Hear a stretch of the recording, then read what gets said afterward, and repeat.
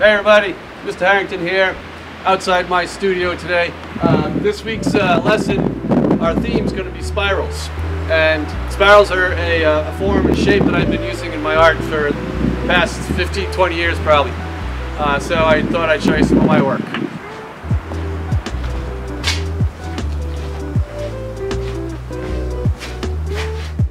So, this is my shop, and I do mostly metal work in here. The lesson is sort of an offshoot of a sculpture I'm working on right now. I'm building a metal spiral sculpture using a stone and a fiddlehead coming out of the ground, pushing the stone up, and it makes a little a stool.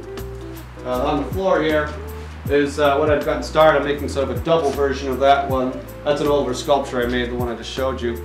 But this one's going to be two fiddleheads, and they will be lifting up and holding up this rock. So it's like they've grown up out of the ground, and this rock was on top of them, and they were strong enough and powerful enough to push this rock up.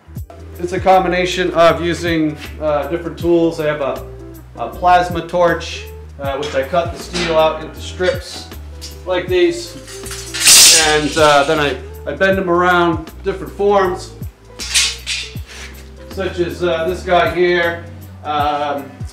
So you just kind of clamp it, and I bend it physically by hand without heating it up. At this point, the pieces are thin enough and small enough that I can bend it without heat, and sometimes use a smaller stake there. When I do have to bend the metal, I use my forge. It's an antique forge. It uses coal, has a fire in there, and you put the metal in and out of the forge in here when it's going. And I swing around over the anvil and hammer it into the form. Now, your artwork doesn't have to be made out of steel and sculpture like this. Obviously, you don't have a metal shop like this, but you can take photos of spirals you see in nature, or maybe spirals you see in architecture or design somewhere. You can do drawings, you can doodle anywhere. You know, I draw on the floor, so I'm just making spirals. They can come around themselves like this, start from the middle, work your way out. You can also start by drawing a circle, drawing a circle, and then kind of come around and into the center. All right, so if you just do a drawing where you have a whole bunch of spirals all connected, and maybe even overlapping, then maybe get some crayons or some markers and color them in.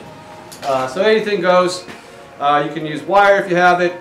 Photography, drawing, painting, you name it. Whatever you have to work with, that's what you should use. Alright, so let's go outside. We'll show you a few other things, and then you can get started making your spiral sculptures or your spiral drawings and photography, wherever you take it. Okay, so here we have one of my steampunk-inspired fire sculptures. It's a fish, and we built a big fire. We stack up wood inside here before the fire starts and put some wood up on the top.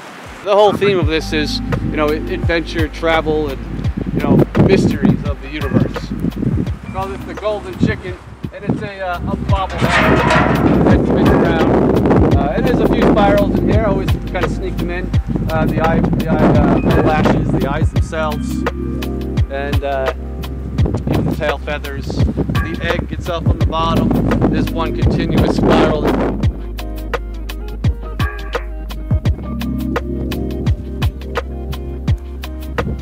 Here's a cow grill, and the handle, this one, opens up to a barbecue grill. So you can cook lots of hamburgers on there, all at once. So it was sort of a fun sculpture. It's on wheels, you can move it around. More cowbell. This piece is called Double Hydra, and it's made of steel rod and about 60 or more long spirals going up different sizes. So here we have another fiddlehead. Obviously you see the spiral coming around the top there. Fiddleheads, these sculptures were based on actual real plants. The ferns, when they come out of the ground in the early spring, early summer, they look just like this.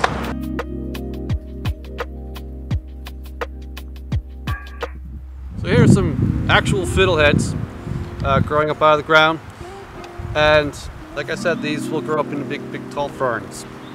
and you can see the little tiny spirals in them. They come up and spin around, kind of come up in a group and kind of face each other.